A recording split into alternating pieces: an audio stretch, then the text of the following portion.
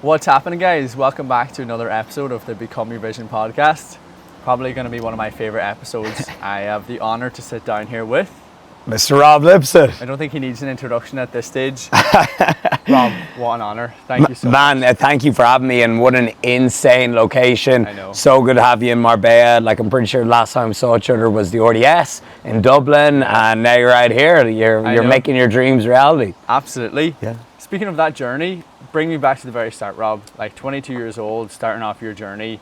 Talk to the viewers through that. Yeah, so I always feel that my life began at 22, because what age are you now?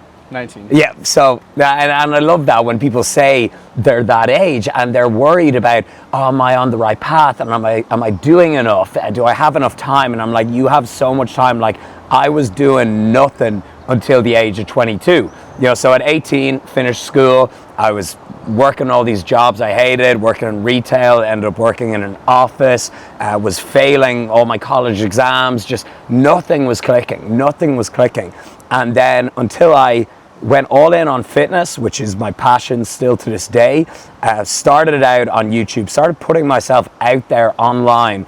That's when the magic happened, and that's when the adventure that I'm currently still on, that's when it took place, that's when it took off. So my life only started at 22, so between 18 and 22, working a load of crappy jobs, failing everything that I tried at, and until I focused on what I was good at and what I didn't need motivation to do, that's when good things started happening to me. So 22, quit my job, saw a lot of guys in America on YouTube, and they were living the life that I wanted, the exact life that I wanted. They were going to expos, they were working with huge fitness brands, supplement companies, fitness clothing companies. They were doing online coaching.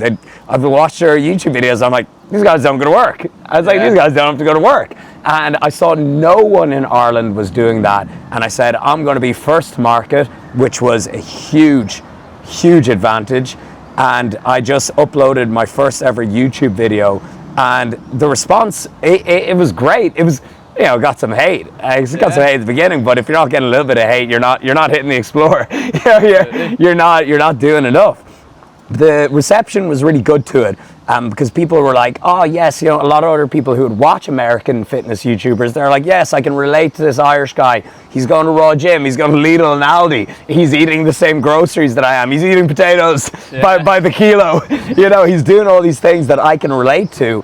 And so I built that really good core Irish audience that I still have to this day. So 22, started out on YouTube, just started making videos with my iPhone 5, like 1080p quality, absolutely dreadful. All those videos are still there, and they are the most prized possessions that I have. And so you can see my journey. I've got all the receipts, I faked nothing. You can see it all getting to the position that I'm in today.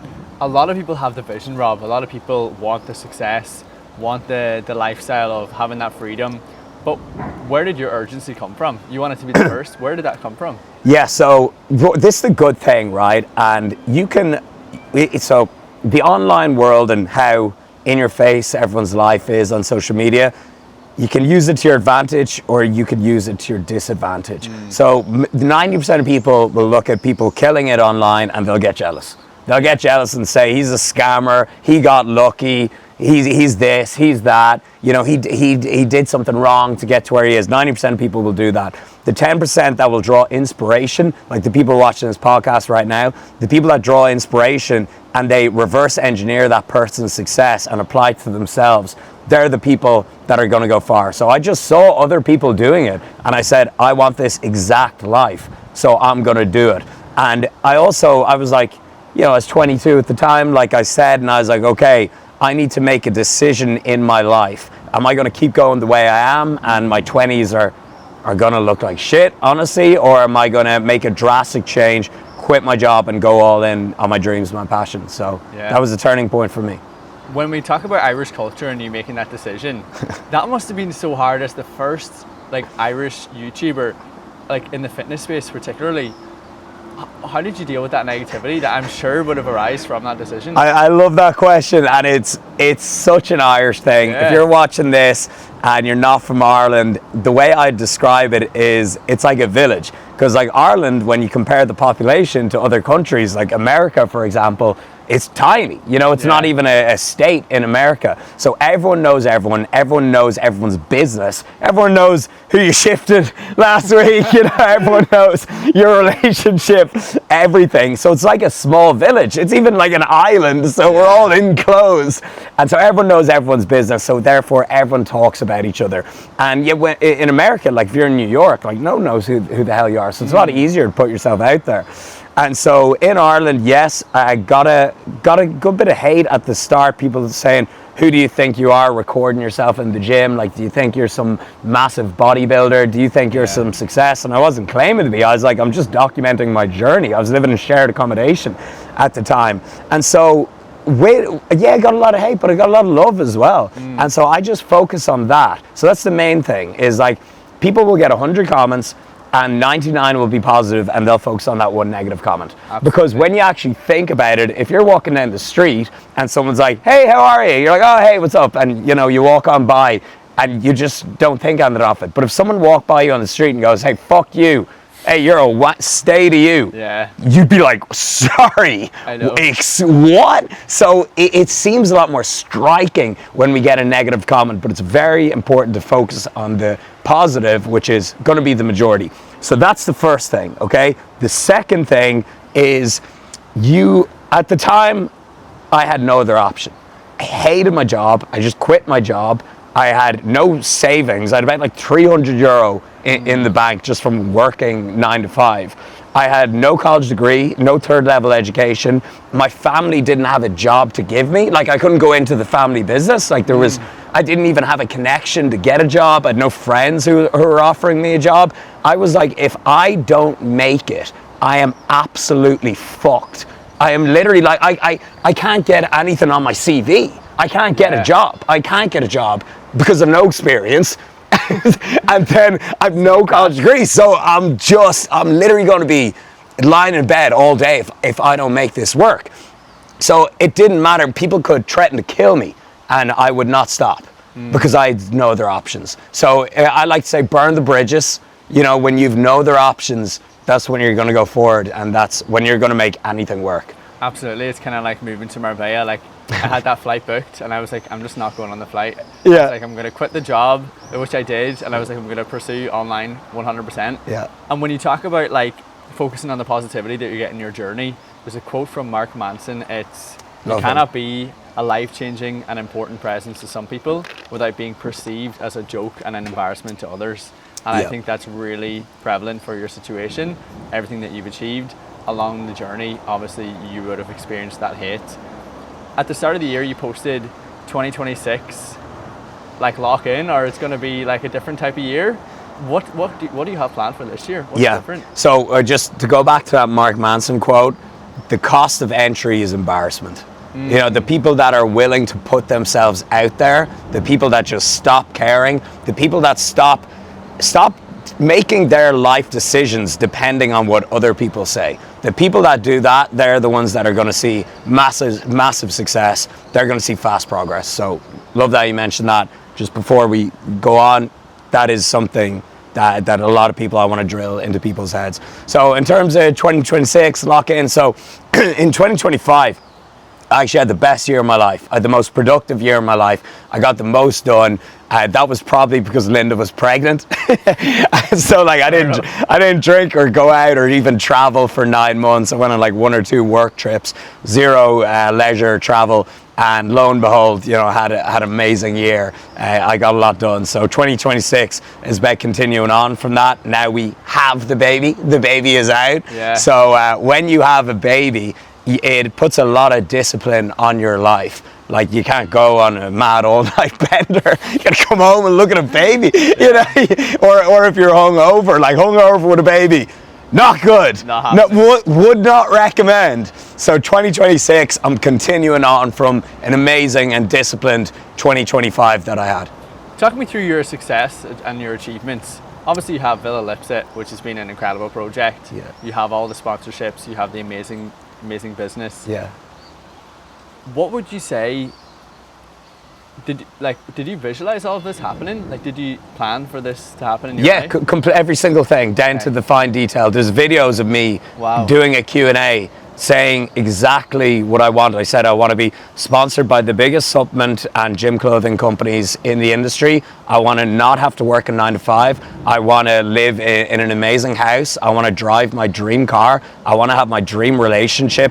I want to be able to travel whenever I want. I want to be able to make an online income. I said all these things and I made them all happen.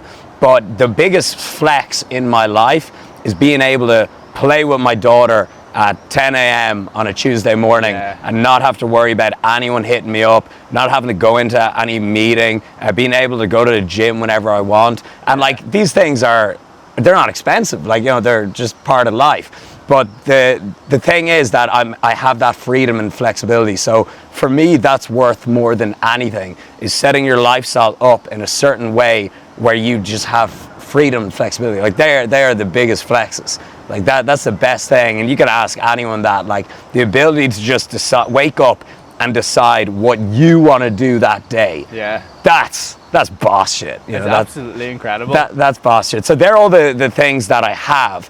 But the main thing that I'm proudest of is my overall lifestyle and my day-to-day life. You know, slow mornings, being able to take my time making coffee, play with my daughter whenever I want, go to the gym whenever I want, hit the beach whenever I want. Being able to do all these things makes me very happy. When you were faced with limitations that stopped that vision becoming a reality, or could have stopped that, what was your thought process? I was like, and I still kind of have this to this day, at the start, when, you know, I had a job, I had a 9 to 5, and I had like no savings, when I was still on the come up, I was like to myself, I'm on the come up, you know, I've got a long way to go. Like, I'm in no rush, you know, I'm just starting out my journey. And then it took me like, you know, 3 years. Like, so I started YouTube like 2014, and not until like 2016, 17 was I really feeling like, oh shit, you know, now things are working. Now things are really good. I could, you know, move out from home. I could buy a semi-decent car. You know, I have more of that freedom and flexibility that I love so much. So it took me, you know, a few years to get there. But at the start, I was like, hey, you know, I'm literally just beginning my journey. So I got time. So it's having that growth mindset. Yeah, absolutely. Exactly. And saying to yourself, you know, you're going to get there. Yeah. You got to know you're going to get there. So there's a fine line between being humble and being cocky, or better word, confident. You know, you got to believe in yourself. Like, you really have to believe that you're going to get there. They're the only people that make it, but that at the same time remain humble and be like, I got a lot of work to do and this isn't going to be easy. Absolutely. Has there been any major challenge within your life that you feel comfortable sharing? Just to give the viewers some reference into, it's not all linear, it's not all glamorous. Yeah. You're here because of all the shit that you've been through. Can you pinpoint one point of your life? Yeah, there was points, especially in those early years, where my bank account, like, you know, reset. Like, I used to sell gym wear, like Lipsett Fitness gym wear, and I'd empty my bank account out to buy stock. Yeah. And then I'd be like, oh God, it's not selling as much as I thought it'd be. But then I'd be like, it's time to put in work, make more YouTube videos, then it always sells. Yeah. So the answer when your back is up against the wall is just, you can do the work. Just pull it out of the bag. And another one, when I did another bank account reset, was when I bought the villa in Marbella, and I had to do a massive down payment, like hundreds of thousands to get it, because they're like, you're a foreigner and you've got a weird job, you're a fitness YouTuber, so we're not, you know, we're going to give you the worst mortgage in the world. I might as well have paid the thing in full. Yeah. And then I went straight into a renovation. That was 150 grand. And then I was like, my bank account, I was always taking a battering, and I was like, oh my God, I'm putting so much into this house, but it all paid off. And the answer was like, just work more, lock in, dial in.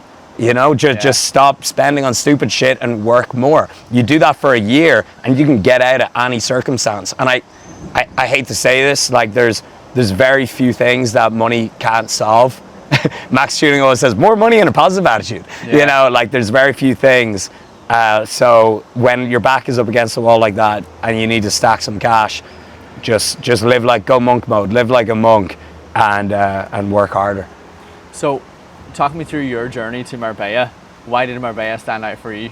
Obviously, like, I just kind of ended up here. I just followed the vision. Yeah. But for you, did you have a clear action plan? You knew, okay, Marbella was the spot? Yeah, so I'm very analytical, very logical. Like, I will when I'm making a decision, I'll put the pros and cons, I'll write them all down. Wow. I'll visualize like boxes that need to be ticked. I never knew that. And I've lived everywhere. I've lived in Miami, LA, Bali, Australia, London. Wow. Oh, I've gone everywhere. I've traveled everywhere, and I've traveled everywhere. And when I go somewhere, I'll go for like a month, you know. So it's kind of like living there. I've been everywhere. Marbella is my favorite place. And so here are the boxes that it ticks that virtually no other place does. Okay, first one, close to home, direct flight to Ireland every day. Family emergency or anything, you need to go home. You're home in 3 hours. You know, you're home in a few hours. Don't check in luggage, and you can breeze through the airport. It feels like getting on the bus. There's a flight every single day. Close to Ireland.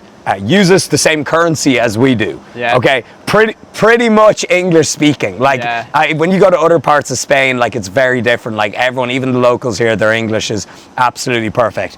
Year-round sun. By the beach. So like if you go to Madrid, for example, you know, it's not by the beach. So that's another thing. By the beach, amazing mountainscape. Oh, the perfect time to talk about that. Amazing mountainscape. Best gyms in Europe. I have 6 gym memberships, and they're all between like a 15-20 minute drive, if not less, to each other. So massive fitness scene, massive entrepreneurial scene. As we had the event last week, you know, I can sell a business event here like that in Europe. So it's like if you want to go to Paris, UK, Germany, anywhere, you're there so quickly. So it's like perfectly positioned. And so when you list off all those things, there's nowhere else like it. Nowhere else like it in Europe. Yeah, absolutely. And so, I'm also a resident in Dubai, but then that unticks close to Ireland and uses the EU currency, you know. So all those boxes that I mentioned, Marbella is the only place analytically that tick all them. If you were to strip away everything, the business, the villa, the success, the car, what's the true mission underneath it all? It all comes back to getting people into fitness and getting people as fit and healthy as possible. Amazing. Like when I forget my mission, or even when I'm like struggling on what to think of for like a project to launch, or what content to make, anything, that's my North Star. That's why I got into the fitness industry. That's why I did this journey, to just leave the earth in a better place than I found it. And the way I can do that is going to be through fitness, as that's what I'm an expert in. So when I kind of, when I'm like, what am I doing? You know, what's the goal here? I just strip it back to that, just to impact as many lives as possible through fitness. Do you believe that if your purpose is clear and you genuinely have great intentions, it's in the universe's hands, success will come your way? Well, for sure. That's just a logical way to think, you know. Find out what you're good at, find out what you're an expert in, find out what other people will benefit from, and well, there's your business right there. And then that's the universe is going to give you a good life. Absolutely. Yeah. Let's talk about some of your expertise. Yeah. Someone's watching this now, struggling to get that gym progress. What's your first piece of advice? Okay, so I've coached, be it through my app, ebooks, physical books, one-on-one, thousands at this stage. I've been in the industry for well over a decade. Even like reading comments and well, if you want to put it out onto content, like I get sent before and afters every day who from non-clients, from people that are just like, I watch all your YouTube videos and everything, and I did this before and after. So I've essentially coached thousands of people. Here's my advice, okay? First of all, and it sounds lame, it sounds boring, I'd like to give you a more exciting one, is sustainability and adherence. So in your pyramid, that's the foundation of your pyramid. So don't start something you're not going to finish. And so many people, they'll go balls to the wall, they'll take on a Mr. Olympia's program or something that they're just not going to be able to stick to for longer than 3 weeks. And I would rather that person be 80% perfect instead of 100% perfect. I'd rather them be 80% perfect for months and years instead of 100% perfect for 3 weeks. So that's the first thing, and you'd probably be shocked for me to say that, because my personality is like, go hard, give it your all, David Goggins and all this, and I'm like, no, it's actually sustainability and adherence. So you want to make small changes that are going to add up to big habits over time. So if you're like just starting out in the gym, for example, Going for a daily walk is great. Do that. Then the next week, make it to the gym and lift weights twice a week. Over time, ramp it up to 3 times a week, 4 times a week. Start tracking your macros for 1 day a week. Then start tracking your macros for 3 days a week, every other day. Yeah, and then build up to the Rob Lipsett program of 6-day legs push pull, daily walk, Sunday run club, tracking every day, you know. Yeah. And so you'll get there eventually, but if you try to skip past everything and jump into the deep end straight away, you're going to be feeling burnt out and resentful towards fitness and the gym. And so that's my main piece of advice: sustainability, adherence, and build up to a big routine over time. If I was to say in terms of exercise, the thing that will impact your health and your physique the most is lifting weights. So that's one thing that I want to do as well. I want to make lifting weights mainstream. It's actually not. Majority of people don't lift weights. If you actually look at the analytics, majority of people don't have a gym membership. Yeah. We're like, shocking. How could they do this? So I would love to make lifting weights more mainstream. And again, like, we log on Instagram and our feed will give us loads of like lifting content. This is not the case. Most people don't lift hardcore, they don't lift heavy, they don't lift like a bodybuilder. You know, I remember, you've probably done this, like when you first start out in the gym and you walk in, you're intimidated, you just go straight to the cardio section. Just out of default, you're like, I'm just gonna go walk around and look around. That's the majority of people. So I wanna make lifting weights more mainstream, and that's my biggest advice in terms of training. The biggest bang for your buck would be get strong and lift weights. So that's training. In terms of nutrition, the biggest lever that you can pull, and this kind of same thing, is be honest with yourself. You got to be completely honest with yourself. Everyone lies about how much they eat. They lie to themselves, they lie to others. You know this as a coach. And there's research on this, and it's like, it's a crazy high percentage, but how much people report they eat versus how much they actually eat. It's the discrepancy is, it's funny but cruel. It is absolutely shocking. People are like, I'm eating 1,800 calories a day, and they're eating literally 3,000. There's a really good program. I'm pretty sure it's banned now, but you can find it on YouTube, and it's honestly better than any study I've ever read, and I really recommend any fitness coach to go watch this. It's called Secret Eaters. Okay, and the show, it's hilarious and cruel. So it follows a load of overweight and obese people around their day, and it has secret cameras, and they don't know they're on camera. Oh, wow. And they think they're on a fitness program, and that's it. They don't know they're being recorded 24/7. And so they have to keep a food diary and say everything that they eat. And my God, they're literally reporting 1,500, 2,000 calories, and they're eating 6,000. Yeah, behind the scenes. Behind the scenes, like they go over to a cupboard and they like throw loads of stuff in their mouth, and it doesn't even register in their brain. They're like, that wasn't a sit-down meal. Yeah, I just threw. It doesn't count. Like, hey, coach, I only had 1 slice, and it's like, you know, that's a New York slice. And so that show really opened to my eyes about how much people lie to themselves and how people don't take accountability, and they're like, they just refuse to believe that they're doing anything wrong. So if you're out of shape, you want to get in shape, and you want to look at your nutrition, the biggest factor is honesty. Just be honest. Stop lying to yourself. Like, what you're only fooling yourself.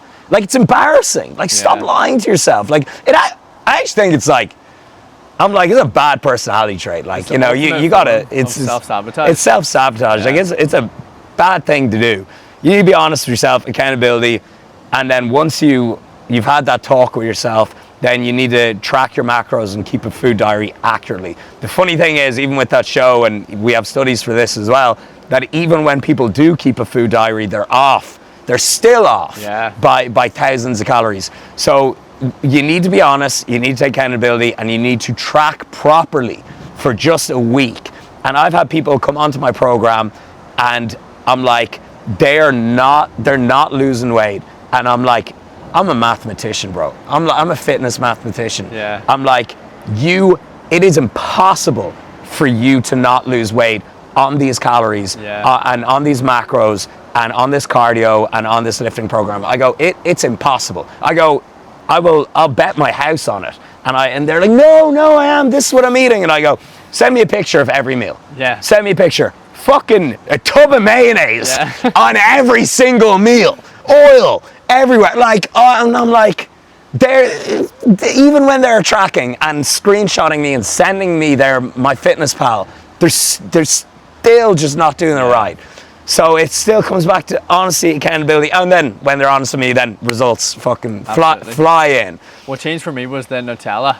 Yeah. I found out that a teaspoon of Nutella is 80 calories. A teaspoon! Yeah. And I was like, nah, no way. And then you start understanding, like, people are slapping that on their toast. Yeah, and they're not even, or they're just tracking it as like a little 15 grams. Another thing that I used to do myself, I found this sauce that I loved, and I'd make like a big stir fry with it every day. This is kind of like before YouTube or anything. This is just when I was like getting into lifting, and I was trying to like go on a cut, and I was like, why am I not seeing any progress? And I was just like, I was reading the jar as like one serving or half a jar or something, and I was pouring it all on, and then you got to read the fine print. It's like 100 grams is 8 servings or whatever, you know, and so that was completely masking any fat or stalling any fat loss. And so again, you gotta just be sure. It's a numbers game. It's the law of thermodynamics. If you are in a calorie deficit, you will lose weight, and if you're not losing weight, you're not in a deficit. It's as simple as that. This coming from a fitness coach, trained thousands, written books. I'm so in love with this game. I'm so passionate about. You probably notice how fired up I am talking about calories. Yeah, absolutely. I'm so passionate about this, and that is it. If you are not in a calorie deficit, you're not losing weight. If you're in a calorie deficit, you're not losing weight. You're not in a deficit. Absolutely. Talk me through what also comes as a byproduct of lifting weights, getting into the gym, seeing that progress within yourself. Would you say that a lot of your business growth was a byproduct of you being in shape? I'm going to tell you how important lifting weights is. I have been lifting for over 15 years. I've been this size for the last 10 years. I lift weights not just to build muscle, because I'm not building any muscle anymore. Yeah, I'm just maintaining. I'm doing it for my health, and I'm doing it for my mental health. That's how important it is. And so let's remove aesthetics from the conversation. It helps with your bone density, your insulin sensitivity. You have a far less chance of becoming obese later in life if you build muscle, if you have muscle and you lift weights. There are just so many health benefits to lifting weights, and people look at it as like bodybuilding, oh, it's a vanity thing. Oh, it's all about aesthetics. It's the healthiest thing you can do. Like it really, really is. Like it's fantastic for your health. Even when you're older. Do you want to know what kills so many of the elderly? Is falls. Is falls. And if you are strong in the squat position, you can get up out of your chair quickly and easily. That's not only going to improve your quality of life, it's going to reduce your chance of falling and dying massively. So lifting weights becomes even more important the older you get, and I'm so passionate about that, and I would love to hammer that home with people. If I made you do a 1 rep max every day, how would you feel?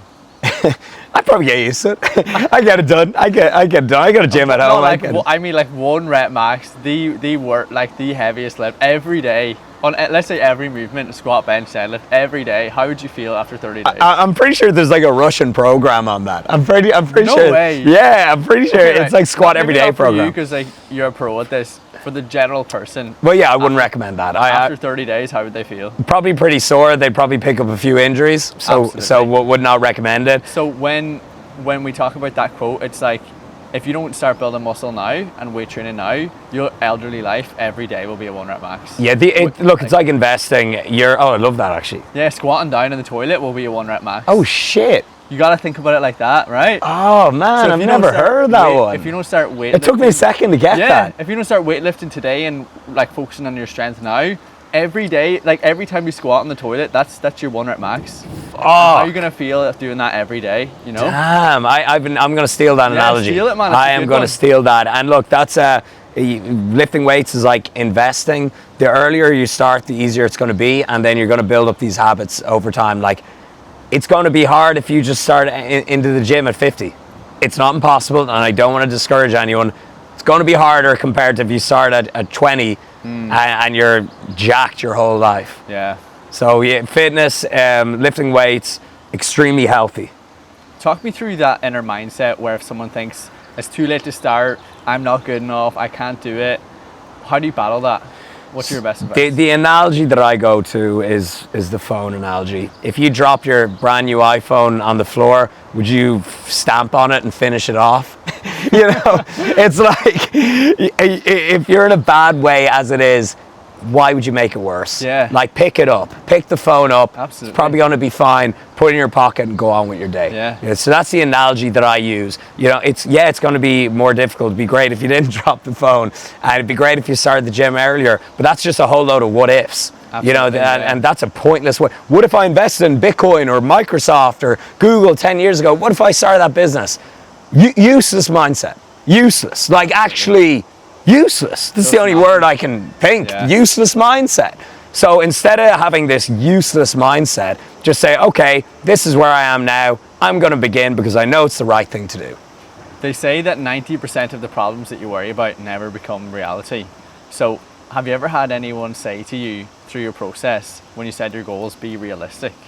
Oh yeah, Have you for ever sure. had someone say that? Yeah, I had my parents say that, but like, not in a bad way. They wanted to see They didn't know what the internet was. They didn't know what social media was. Yeah. They didn't know what Instagram was. They were like, this is a complete joke. So they definitely didn't understand online coaching. They're like, are you doing jumping jacks on Skype? Or what is it? Are you doing fitness classes on Skype? You know, that's actually what they thought it was. Yeah. So it wasn't from a place of like trying to discourage me. They just didn't really understand it. Yeah. So I had to show them.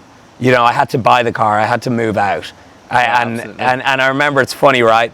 I had like a couple of 100,000 followers online at this stage, and I got into the newspaper, and it was like a fitness article. There was a magazine, and then they understood. Yeah, and I was like, Mom, there's going to be millions more people who see my stuff on my story online compared to like the 100 people who read this newspaper. But they're from that generation. Absolutely. So they didn't understand. So like, when it comes to like 90% of the problems that you worry about don't even become reality, the default like setting is just to think that you're going to succeed. Isn't that more realistic? Because that's a 90% chance of it happening if everything else is false. Yeah, I love that, and that's true. That's a fact. It's 90%. It doesn't happen, and that's why you gotta be good up here. You gotta have a good mindset, and you gotta, when you're worrying about these things that aren't going to happen, you need to have a little mental reset. You need to have a way to draw yourself back in. I look in the mirror personally, you know, I speak to myself in the mirror like a crazy person. No, you know, Linda is like, she comes out and I'm like, Linda and the baby just look at me like, is daddy okay? It's like that. Have you seen that Squidward meme? Yeah. It's so good. That's funny. Guys, but yeah, so just do have whatever trick that works for you to bring you back to home and to stop worrying about all this pointless stuff that isn't going to happen. I'm on this journey of entrepreneurship, building my own personal brand, and I'm sure many people watching are on the same journey. Yep. Obviously, like from the king of personal branding and building an incredible business off the back end of your passion, what's your best advice for me going forward? Yeah, so I've built a multi-7-figure business, and one that, like, again, I don't have to like clock into an office to even maintain it. Like, I built a very sustainable business, and that's one thing as well, right? People are like, oh, you should have gone the corporate route. You should have got a real job. I'm like, bitch, I've been doing what I've been doing longer than people work at Google and Facebook and all these, and Salesforce and all KPMG and all these. I've been doing this for 15 years. Yeah. That's longer than most people work in corporate. Absolutely. So I'm like, I've built a great business. I really have, and I've shown it. Like, I've been living this life for many years, and I've documented. There's no fakery here. I've done it. So my advice, I'm going to be biased, but in a world of AI, in a world of people getting scammed, is you got to build up trust and authority. And the way you can do that is, right now, the current medium is social media.